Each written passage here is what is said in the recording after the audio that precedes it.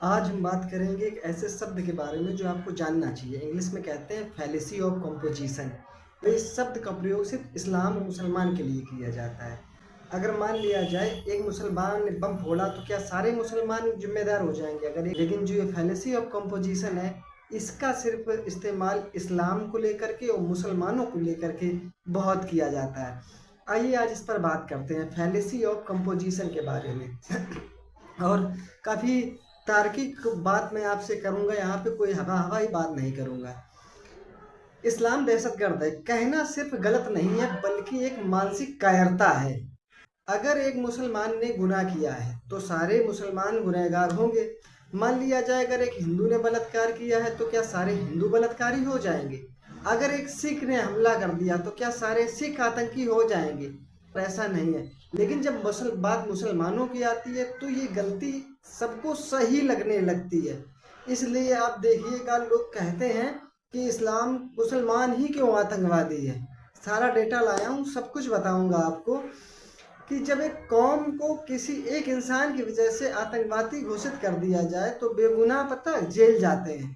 बच्चों को स्कूल में शक की नज़र से देखा जाता है। इसलिए यूरोपोल कहते हैं, यूरोप की पुलिस एजेंसी को। यूरोप में 90% आतंक हमले मुसलमानों ने नहीं किए, बल्कि अलगाववादी और राजनीतिक संगठन ने किए। यहाँ तक कि FBI रिपोर्ट यूएसए की 1980 से 2005 तक की रिपोर्ट कहती है अमेरिका में जितने भी आतंकी हमले हुए उनमें से सिर्फ 6% मुसलमान शामिल थे। अब आते हैं अपने मुल्क NCRB इंडिया के डेटा पे।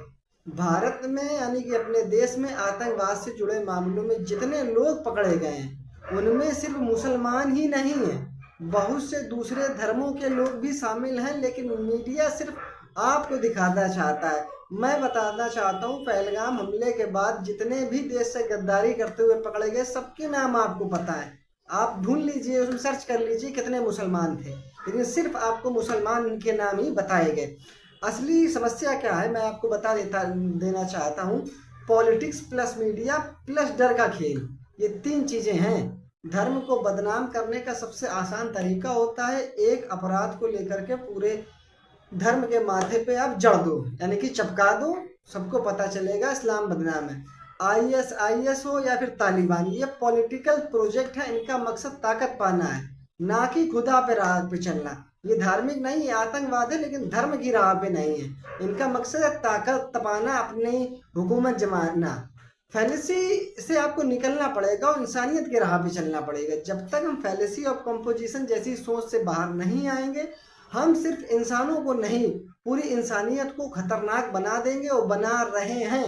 अगर समाज में आप जमीनी स्तर पर देखोगे तो ये पॉइजन आपको मिलेगा।